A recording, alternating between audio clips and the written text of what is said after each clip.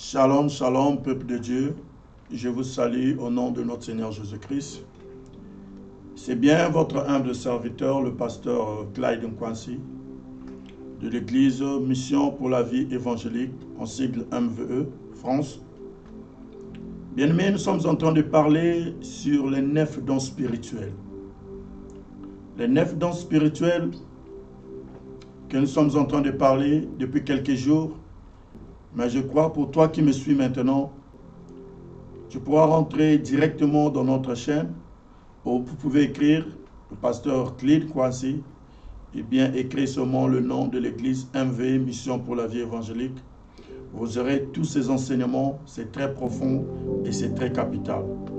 C'est pour cela ce soir, par la grâce de Dieu, le Seigneur nous met à cœur de parler sur un sous-thème qui est comment discerner celui qui a l'Esprit de Dieu. Comment discerner celui qui a l'Esprit de Dieu. J'aimerais qu'ensemble avec moi, bien-aimés, que nous puissions prier, nous puissions remettre ces moments entre les mains du Seigneur et que la grâce de notre Seigneur Jésus-Christ te localise là où tu es et que si tu es malade, si tu as un problème quelconque, si tu es souffrante, même sur le lit de l'hôpital, je crois que ce soir, le Seigneur aimerait te parler et que la main de Dieu va te localiser et que la grâce de Dieu sera sur toi.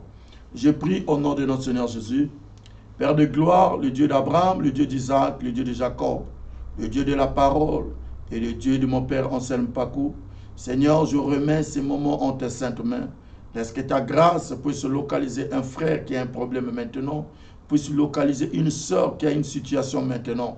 Et que Père de gloire, je remets ces moments en tes saintes mains, que l'homme ne parle pas, mais que toi seul que tu puisses parler.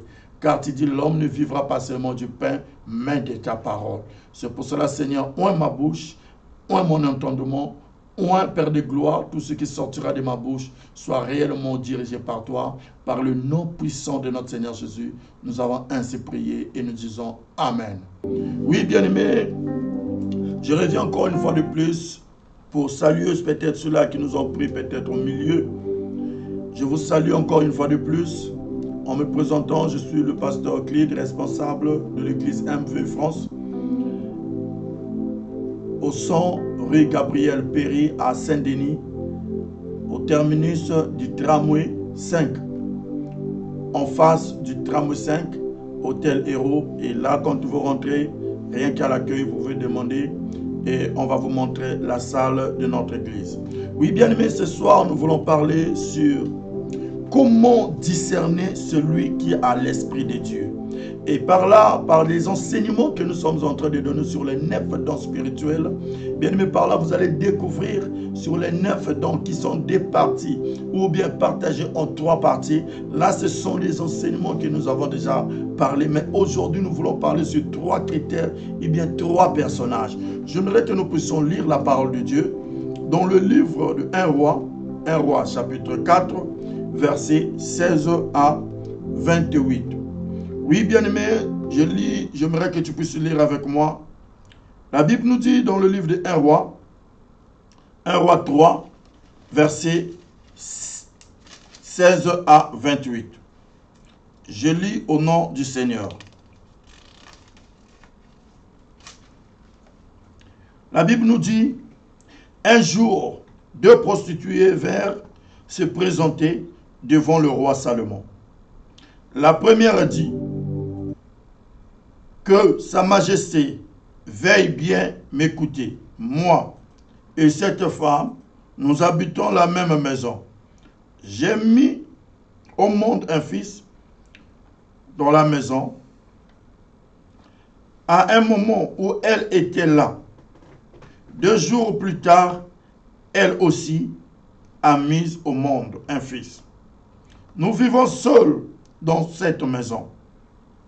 Il n'y a personne d'autre que nous 2. Or, cette nuit, le fils de cette femme est mort parce qu'elle s'était couchée sur lui. Alors, elle s'est levée au milieu de la nuit au milieu de la nuit. Et pendant que je dormais, elle prit mon fils qui était à côté de moi et elle la coucha dans son lit. Puis elle a placé son fils qui était mort à côté de moi. Ce matin, quand je me suis réveillé, quand je me suis levé pour laiter mon fils, je l'ai trouvé mort. Je l'ai regardé attentivement à la lumière et j'ai vu que ce n'était pas mon fils. À ce moment, l'autre femme s'écria, ce n'est pas vrai, c'est mon fils qui est vivant. Et c'est le tien qui est mort. Mais la première reprit, non, c'est mon fils qui est mort. C'est ton fils qui est mort et le mien est vivant. C'est ainsi qu'elle se disputait devant le roi. Salomon prit la parole et déchira.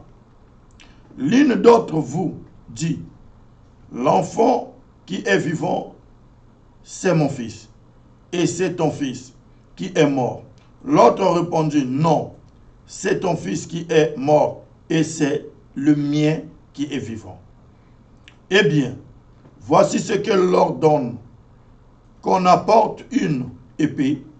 Dès qu'on leur apporte, le roi ajouta, coupez l'enfant vivant en deux et donnez-en la moitié à chacun des femmes.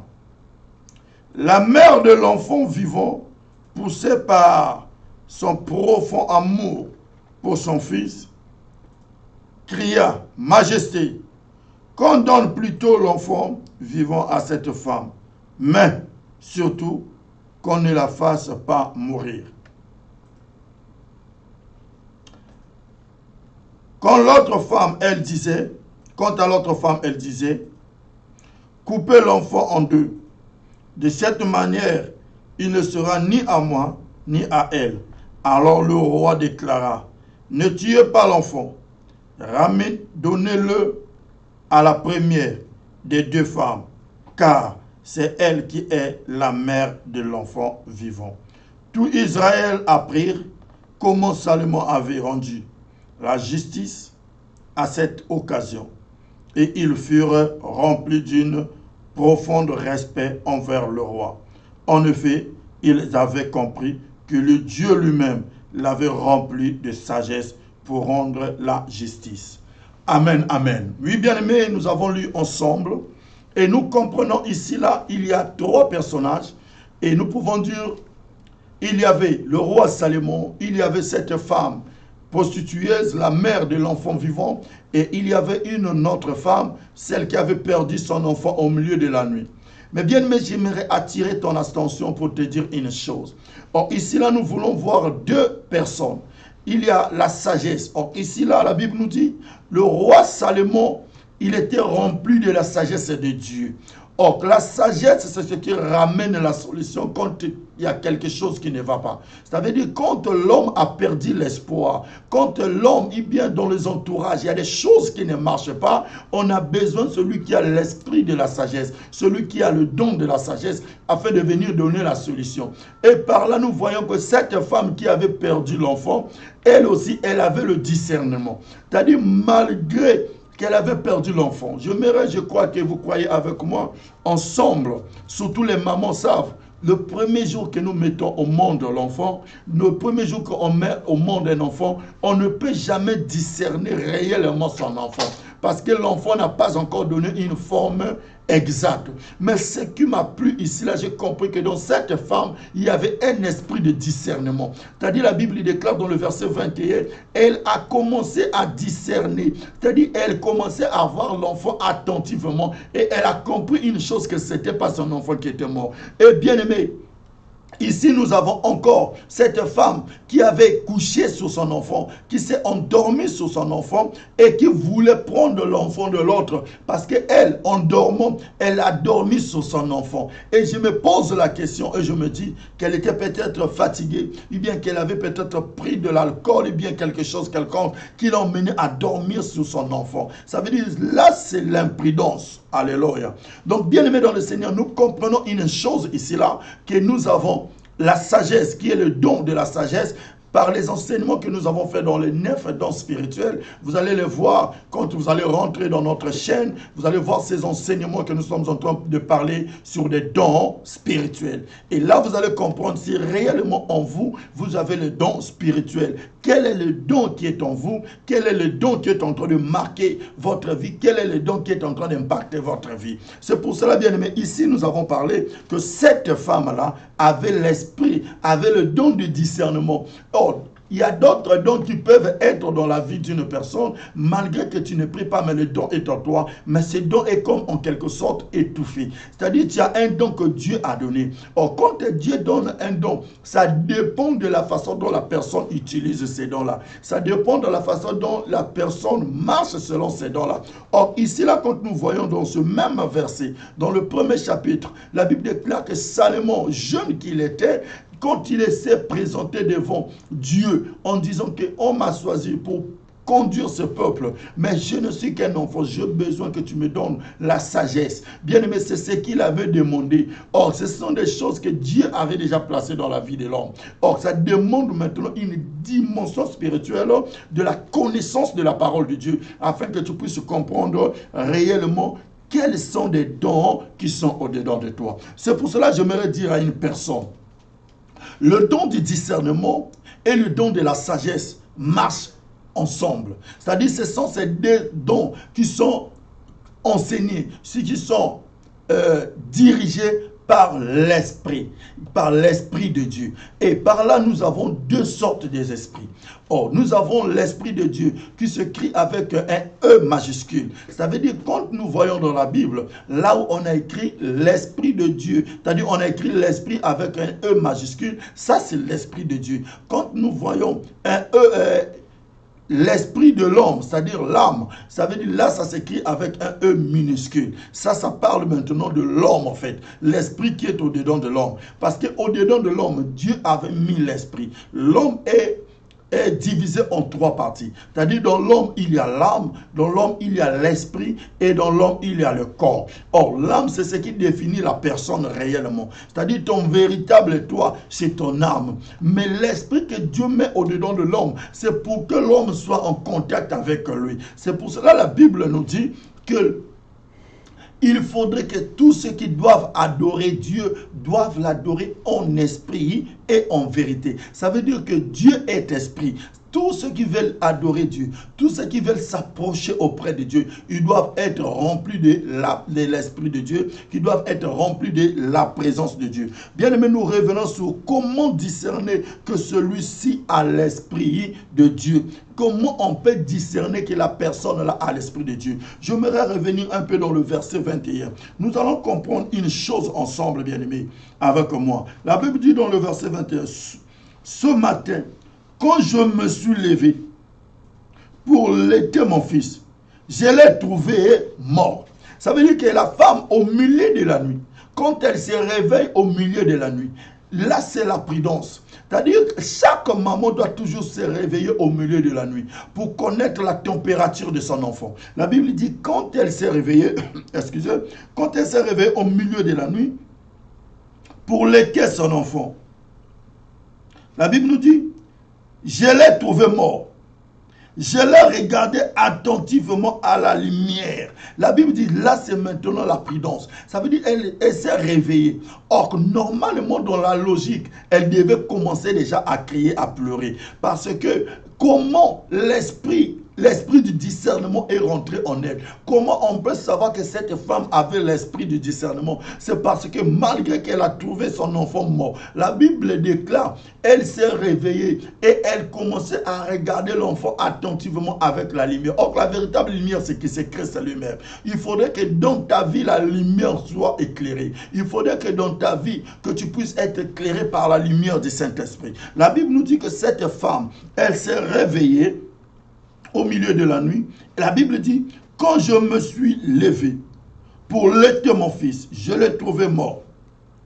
Je l'ai regardé attentivement à la lumière et j'ai vu que ce n'était pas mon fils. J'aimerais dire à une personne, il y a des problèmes que toi tu es en train de traverser, c'est parce que tu ne connais pas qui tu es réellement. Il y a des problèmes que tu es en train de vivre maintenant parce que tu ne te connais pas réellement. Quand tu es devant un obstacle, quand tu es devant une situation, ce n'est pas important de vite pleurer. Ce n'est pas important de vite chercher des personnes qui vont commencer à te donner des conseils. Mais commence d'abord à revoir ton esprit à toi. Commence d'abord à te revoir toi-même. Est-ce que réellement ce que je suis en train de vivre, cela ne vient pas de moi? Parce que quand je vois et quand je lis ces versets, cela me pousse à comprendre une chose, mon frère. Cela me pousse à comprendre une chose, ma soeur, que cette femme-là, malgré son état, la Bible dit, elle était une prostitueuse, mais elle était toujours prudente.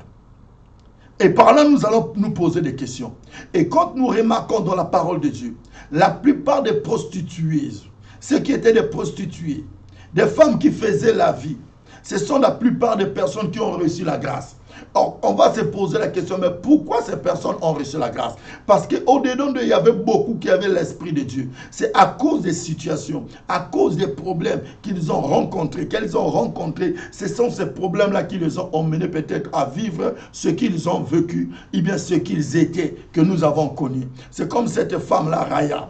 La Bible dit, malgré que le peuple de Dieu était dehors, malgré que tout le peuple était dans la distraction, mais elle n'était pas distraite. Elle avait compris que le peuple là, c'est le peuple de Dieu. Je dois me lier à eux. Je dois être en contact avec eux parce qu'il y a quelque chose qui est en eux que nous, on n'en a pas. Bien, mais ça, c'est l'esprit du discernement. C'est-à-dire, celui qui a le discernement, il ne verra pas seulement les attaques, il y a des obstacles devant sa vie comme un obstacle. Il ne verra pas les situations qu'il est en train de traverser comme un obstacle. Mais il verra, quand tu as l'esprit de Dieu, tu as l'esprit du discernement au-dedans de toi.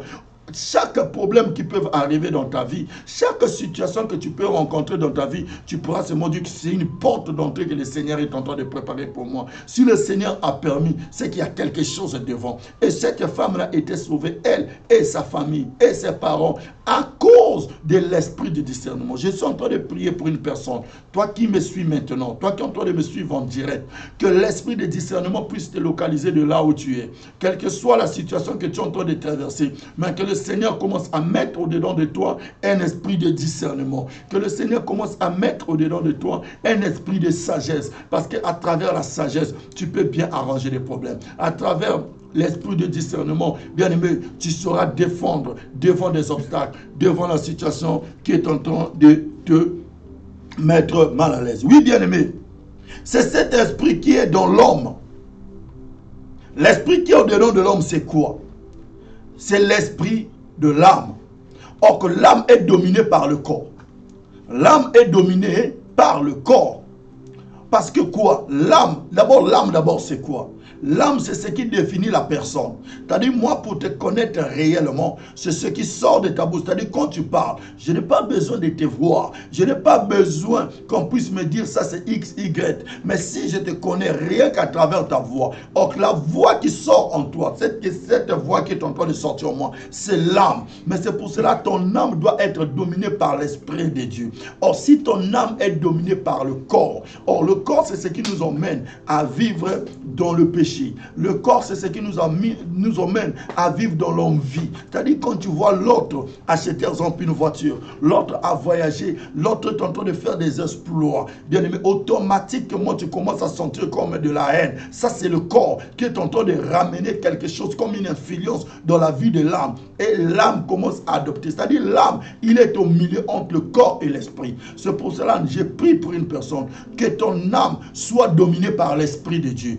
Que ton âme ne soit pas dominée par le corps. Parce que si ton corps commence à dominer ton âme, parce que c'est ton corps qui va commencer à orienter ta vie. La Bible dit, j'aimerais que nous puissions encore le lire dans le livre de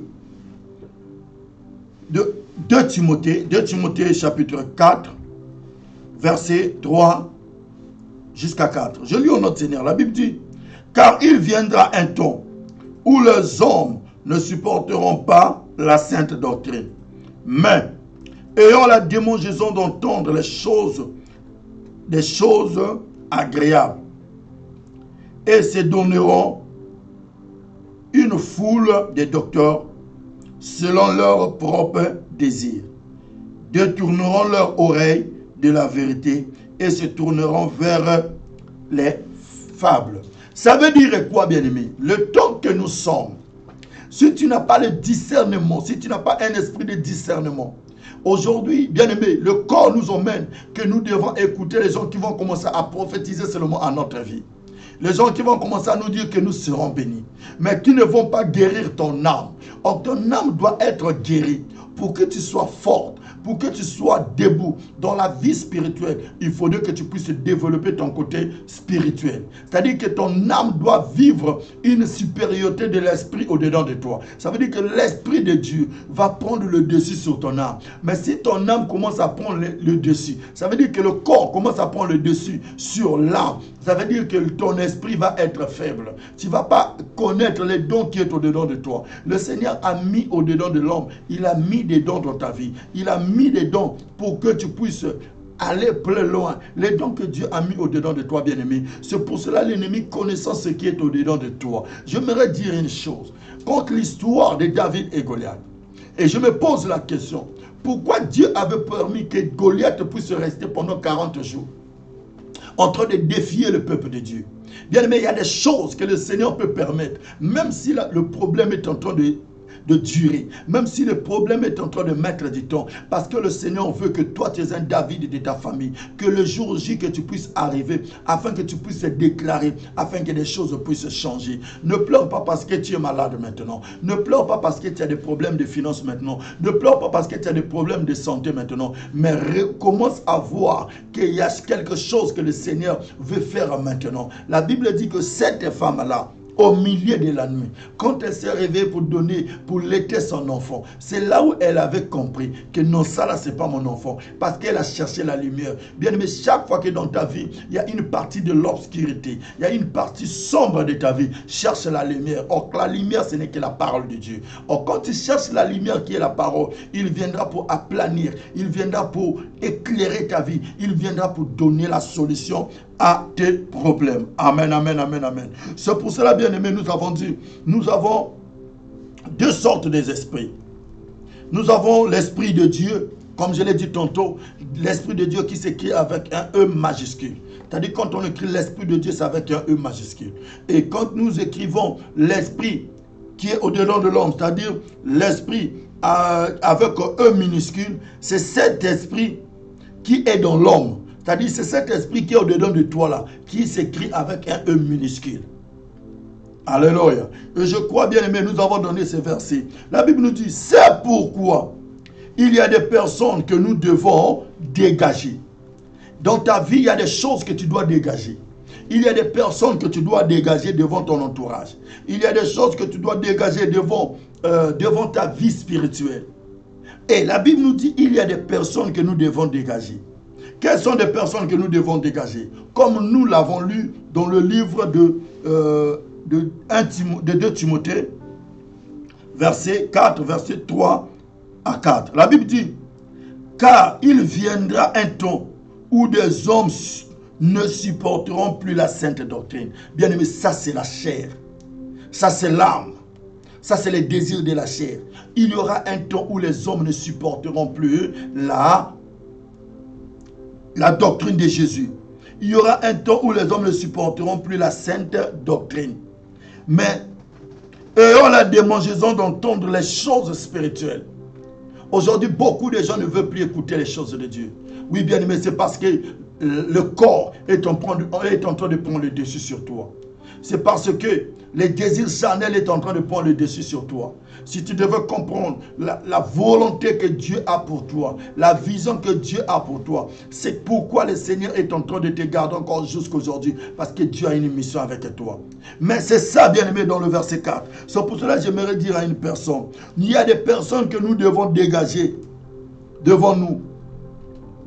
La première des choses, qu'est-ce que nous devons dégager? Il faut d'abord commencer à dégager ton entourage. Bien aimé, quel est l'entourage que toi tu dois dégager? C'est la question que tu dois te poser.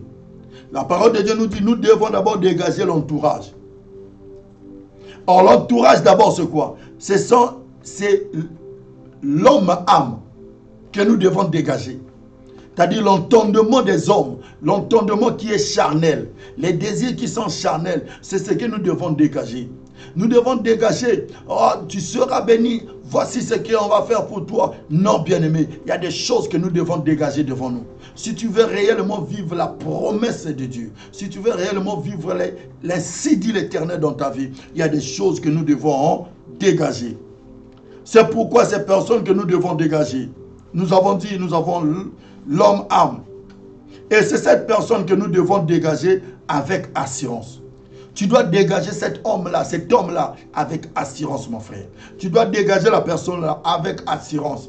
Commence à dégager cette personne-là tout autour de toi. Deuxièmement, bien-aimé, nous avons les sentiments. Nous avons les sentiments. Aujourd'hui, la Bible nous dit que cette femme-là, malgré qu'elle était toujours avec sa copine, malgré qu'ils étaient ensemble, mais elle avait compris quelque chose, avec le discernement qu'elle avait dit, elle avait en elle, elle a compris que la copine là n'est pas une très bonne amie pour moi, elle n'est pas une très bonne personne pour moi. Bien, mais si elle devait seulement mettre les sentiments, c'est parce qu'on est bien avec elle, je ne crois pas qu'elle peut me faire ça, donc c'est mon enfant qui est mort. Bien aimé, les sentiments peuvent t'emmener à dérouter de la vision de Dieu. À cause des sentiments aujourd'hui, malgré que nous savons que X, Y est dans la fausseté. L'église de Dieu, peuple de Dieu, serviteur, servante de Dieu. Il y a des choses que nous serons jugés nous-mêmes. On ne sera pas avec le pasteur, on ne sera pas avec le prophète, on ne sera pas avec l'évangéliste, on ne sera pas avec le docteur, on ne sera pas avec le pasteur, et bien avec les anciens, je ne sais pas, les archibishops. Mais bien aimé, tu seras seul devant la présence de Dieu. C'est le moment d'enlever et de dégager tout ce qui est comme un esprit de sentiment. Bien aimé, quels sont les sentiments qui est en train de t'animer? C'est malgré que tu es en train de voir des erreurs de cet homme. Ça peut être un homme de Dieu, ça peut être une servante de Dieu, ça peut être ton père, ça peut être ta mère, mais tu es en train de voir des erreurs, mais tu es en train de cacher, et bien tu es en train de couvrir ces péchés. Bien-aimé dans le Seigneur, je mérite te dire, les choses que tu dois dégager dans ta vie, nous avons les sentiments que nous devons dégager. Tu dois dégager les sentiments, bien-aimé. La troisième des choses, bien-aimé, ce que nous devons dégager, c'est l'intelligence. Tu vas me poser la question, pourquoi l'intelligence? Bien aimé, aujourd'hui, beaucoup de gens qui ont beaucoup étudié, beaucoup de gens qui ont plus de connaissances selon l'intelligence humaine. Bien aimé, ce sont ces personnes aujourd'hui qui sont en train de détruire le monde. Ce sont ces personnes qui sont en train de détruire parce que l'intelligence humaine, bien aimé, emmène toujours dans la destruction. L'intelligence humaine emmène toujours que la personne puisse créer des bombes atomiques, puisse créer des produits anormaux pour détruire les autres. C'est pour cela que j'aimerais te dire, il y a des choses que tu dois effacer, que tu dois dégager. Commence à remettre ton esprit soit spirituel devant Dieu. Ne vois pas ton intelligence, mais demande l'intelligence de Dieu qui est la sagesse. Parce que la véritable intelligence pour Dieu, c'est la sagesse. C'est pour cela que je prie pour toi. Malgré que tu es peut-être intelligent pour d'autres choses, mais commence à lier ton intelligence, commence à mélanger ton intelligence beaucoup plus avec la sagesse. Parce que c'est cette sagesse qui va t'emmener loin. Parce que la sagesse est l'un des dons que Dieu a mis au-dedans de nous. Et ce que nous devons encore dégager, c'est quoi? C'est la volonté. Bien-aimés, nous devons prendre des bonnes volontés. Dégager les choses qui sont anormales. La volonté, d'abord, c'est quoi? Tu as une bonne volonté de faire quelque chose de bien. Mais tu es là, tu es en train de faire ce qui est anormal. Ça aussi, il faut la dégager. Je crois que tu es en train de suivre avec moi. Tu es en train de comprendre avec moi. J'aimerais que nous puissions comprendre peut-être un dernier verset pour finir pour ce soir. Nous voulons prendre le livre de Romains. Si vous voulez suivre nos enseignements, bien aimés, vous pouvez cliquer seulement sur notre page MV Mission pour la vie évangélique. Et bien le pasteur Clayton Kwansi. Bien aimé, là directement, vous allez avoir des enseignements que nous sommes en train de faire, les enseignements que nous sommes en train de donner au peuple de Dieu, afin que l'église d'aujourd'hui soit restaurée, afin que les peuples de Dieu d'aujourd'hui soient restaurés. J'aimerais que nous puissions lire dans le livre de Romains. Romains 12, versets 1 à 2. La Bible nous dit, je lis au nom du Seigneur rapidement, la Bible nous dit, « Je vous exhorte, frères, par la compassion de Dieu, à offrir vos corps comme un sacrifice vivant, saint, agréable à Dieu, ce qui sera de votre part un culte raisonnable. Ne vous conformez pas au siècle présent, mais soyez transformés par le renouvellement de l'intelligence, afin que vous discerniez quelle est la volonté de Dieu, ce qui est bon, agréable et parfait. Quelle est la volonté de Dieu, que vous puissiez discerner. C'est ce que je suis en train de te donner ce soir, mon frère. C'est ce que j'aimerais te dire, ma soeur, ce soir. C'est pour cela que j'ai dit, pour finir, c'est le verset que j'aimerais te donner. La Bible dit, je vous exhorte, frère, par la compassion de Dieu, d'offrir vos corps comme sacrifice. Ma soeur, mon frère, commence à offrir ton corps comme un sacrifice pour Dieu. Afin que les dons que Dieu a mis au-dedans de toi, que ces dons puissent crier. Quels que soient les dons que tu peux avoir, frère, sœur, personne ne peut étouffer le don que Dieu a mis au-dedans de l'homme.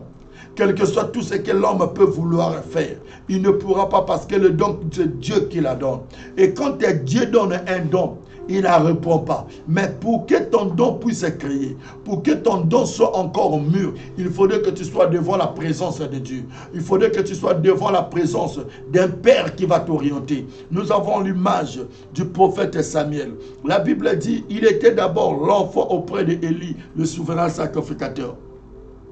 Mais il y a une chose, quand le Seigneur a fait un choix sur Élie, et sur Samuel. Samuel ne pouvait pas interpréter bien connaître le langage de Dieu. Il y a des choses que tu ne pourras pas comprendre le langage de Dieu si ce n'est qu'un père, malgré son état de faiblesse, malgré sa position. Bien aimé, les pères restent des pères. Ils sont là pour t'orienter et pour te diriger. Et quand il est venu pour la première fois, le père lui dit non, c'est pas moi qui ai appelé. Deuxième fois, et le père commence à comprendre maintenant que non, ça c'est l'Esprit de Dieu. Ça veut dire que ça c'est le langage que Dieu est en train d'utiliser. Il y a des choses, nous devons toujours être accrochés à nos pères. Nous devons toujours accrocher à une église. Nous devons toujours accrocher à nos communautés. Mais quel est ce Père que nous devons nous accrocher? C'est celui qui va t'emmener vers le royaume des cieux. C'est celui qui va te dire que mon frère, ma soeur, ce que tu es en train de faire, c'est anormal, c'est pas bien. Pourquoi tu es en train de vivre des problèmes, mon frère? Pourquoi tu es en train de vivre des problèmes, ma soeur? Est-ce que tu ne peux pas revoir un peu ta vie? Est-ce que nous ne pouvons pas revoir notre vie? Cette femme-là avait compris. Mais ce que j'ai aimé pour clôturer, frère, la Bible nous dit dans le verset 28 de notre verset de 1 Roi 3, la Bible dit, le roi avait pris le raisonnement. Le raisonnement du roi, c'était quoi? La Bible nous dit, le roi ne comprenait pas. En fait, qui était le véritable mère de l'enfant qui était vivant? Parce que ce qui était déjà mort, personne n'avait plus encore besoin. Personne ne voulait voir cet enfant qui était vivant. Le roi dit, emmenez-moi le paix. Or, le paix, c'est quoi? C'est la parole de Dieu. La Bible déclare que la parole de Dieu vient pour séparer le fils, pour séparer la mère, pour séparer les parents. Or, pourquoi? C'est ce que beaucoup de personnes ne comprennent pas. Quand le peu vient dans la vie d'un enfant de Dieu, quand le peu vient dans ta vie, ma soeur, quand le peu vient dans ta vie, mon frère, quand le peu vient dans ta vie, ça veut dire que le Seigneur a quelque chose à faire dans ta vie. Le Seigneur veut restaurer ta vie. Le Seigneur veut changer ta vie. Le Seigneur veut t'emmener dans des dimensions où toi-même tu ne comprendras pas. C'est ça, le paix. C'est pour cela qu'il dit, emmenez-moi le paix, parce que je vais retrancher ces problèmes. Bien aimé, il faudrait que le paix rentre dans ta vie, afin de briser quelques comportements que tu as, afin de briser quelques situations que tu es en train de traverser, afin de t'orienter vers une destinée qui est pour toi. La Bible dit, quand le roi c'est l'image de Dieu. Or, quand le roi a dit, rapportez-moi le paix, parce que je vais faire une séparation. La Bible dit, il dit que coupez-moi cet enfant en deux, parce que pour donner l'un à l'autre, et l'autre partie à l'autre femme. Bien aimé, ce qui m'a touché, c'est quoi? La Bible dit que cette femme-là a senti quelque chose au-dedans d'elle. Il dit non, je ne peux pas accepter que mon enfant puisse mourir, parce que je sais que ça c'est mon enfant, mais je préfère au moins voir cet enfant encore vivant. Frère, sœur, il y a des choses que tu es en train de traverser, tu n'arrives plus à supporter, mais laisse que la justice de Dieu puisse agir en toi. Laisse que la justice de Dieu commence à créer quelque chose en toi. Laisse que la justice de Dieu commence à créer des choses en toi. Parce que sans la justice de Dieu, rien ne peut se faire dans la vie de l'homme. Oui, bien-aimé dans le Seigneur, c'est pourquoi j'aimerais te dire encore, cette femme, Il a dit non, roi, non, majesté. Je sais que mon enfant est vivant, mais je préfère que tu la donnes. Bien-aimé, l'autre, savant que c'était son enfant qui était mort, il dit non, j'aimerais aussi perdre. Bien-aimé, quelque chose qui t'appartient, tu ne voudras pas le perdre. Quelque chose qui t'appartient, tu ne voudras pas la perdre. Parce qu'elle avait senti que ce n'était pas pour elle. C'est là où la sagesse maintenant commence à agir. Et le roi, automatiquement, l'esprit de la sagesse descend pour dire que non, le véritable maman, c'est celle-ci. Parce qu'elle veut que son enfant soit encore en vie. Oui, bien-aimé, je suis en train de prier pour un frère. Toi qui m'as suivi depuis chez toi. Et pour clôturer, il dit, pour finir, il y a des choses que l'homme doit faire. Il y a des choses que l'homme doit faire. Qu'est-ce que l'homme doit faire? C'est la taille de l'homme intérieur. Ce que l'homme doit faire, c'est de revoir la taille de l'homme intérieur. C'est-à-dire, l'homme intérieur, c'est quoi? Nous devons nourrir l'homme intérieur par l'Esprit de Dieu. Nous devons nourrir l'homme intérieur par la connaissance de la parole de Dieu. Nous devons nourrir l'homme intérieur à travers l'ainsi dit l'Éternel. Et là, bien-aimé, tu pourras lire chez toi, dans le livre de Galates. J'aimerais peut-être le lire pour toi, pour clôturer, afin que tu puisses comprendre la pensée de Dieu ce soir, ce que le Seigneur veut te dire. Dans le livre de Galates 4, versets 1 à 3. La Bible nous dit quoi? Dans le livre de Galates, chapitre 4, verset 1 à 3. Or, aussi longtemps que l'héritier est un enfant, je dis qu'il ne diffère en rien d'un esclave, quoiqu'il soit maître de tout. Mais il est sous des tuteurs, des administrateurs, jusqu'au temps marqué par le Père. Verset 3. Nous aussi, de la même manière, lorsque nous étions enfants, nous étions sous l'esclavage des rudiments du monde. Verset 8 à 9, il nous dit, autrefois, ne connaissant pas Dieu, vous servez des dieux qui ne le sont pas de leur nature. Mais à présent que vous avez connu Dieu, ou plutôt que vous l'avez été connu de Dieu, comment retournez-vous à ces faibles et pauvres rudiments auxquels de nouveau vous voulez vous servir encore? Oui, bien aimé, là nous comprenons une chose, c'est quoi? La Bible nous dit, aussi longtemps que l'héritier est encore l'enfant. Ça veut dire un héritier, c'est celui qui a la part de l'héritage. Un héritier, c'est celui qui va rester avec les biens de son père. Or, nous sommes les héritiers de Christ. Ça veut dire que Christ, qui est notre Père, il nous a laissé une part d'héritage. Mais aussi longtemps que nous sommes encore enfants, nous sommes comme un esclave. Or, un esclave n'a pas droit au salaire. Un esclave n'a pas droit qu'on puisse le traiter bien. Mais la Bible nous dit aussi longtemps que l'héritier est encore enfant, bien aimé, il ne diffère à rien à un esclave. Ça veut dire que tout ce qu'il peut faire, il est dirigé. Un esclave peut tout faire à l'enfant qui est l'héritier parce qu'il est encore enfant. Je suis en train de prier à un frère. Je suis en train de prier pour une sœur qui m'a suivi, toi qui m'as suivi des débuts à la fin. Lorsque la grâce de Dieu commence à te localiser, toi qui es peut-être un héritier, tu ne connais pas encore réellement ta part de ton héritage, que le Seigneur commence à te faire grandir, parce qu'on donne que la responsabilité à un fils, on donne que la responsabilité à celui qui est mûr, que la parole que nous avons prêchée ce soir commence à te localiser, que la parole que nous avons prêchée ce soir localise tes problèmes, localise ta situation, et que tu puisses connaître les dons que Dieu a mis au-dedans de toi. Que Dieu vous bénisse par la grâce de notre Seigneur Jésus-Christ. Oui, bien aimé, nous allons prier. Nous sommes arrivés à la fin de notre programme d'aujourd'hui. J'aimerais prier pour toi qui m'as suivi de partout là où tu es. Tu peux être en Afrique, tu peux être en Europe ici, tu peux être en Asie, bien en Amérique et en Océanie, de partout là où tu peux être. Si tu as reçu la grâce d'écouter ce message, je te prie de partager à d'autres personnes, de partager même ce lien afin que nous soyons enseignés, afin que tu sois enseigné et formé. Celui qui n'est pas formé est déformé. C'est pour cela que nous devons être formés, nous devons aimer la parole de Dieu. Seigneur, je prie pour mon frère qui m'a suivi, je prie pour ma soeur qui m'a suivi. vie. Laisse que ta grâce commence à les localiser. Laisse que ta grâce commence à localiser une personne. Je prie aussi pour celle qui est malade.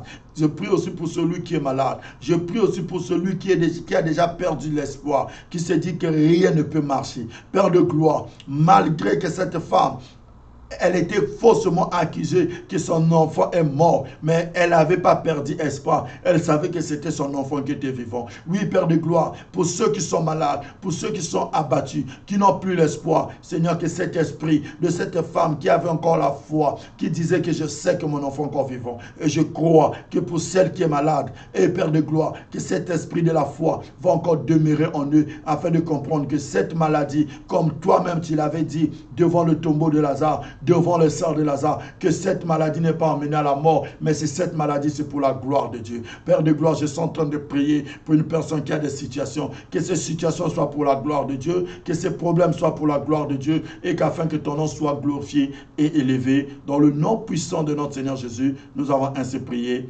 Amen, amen, amen. Merci, que Dieu vous bénisse de partout là où vous êtes. Bye bye.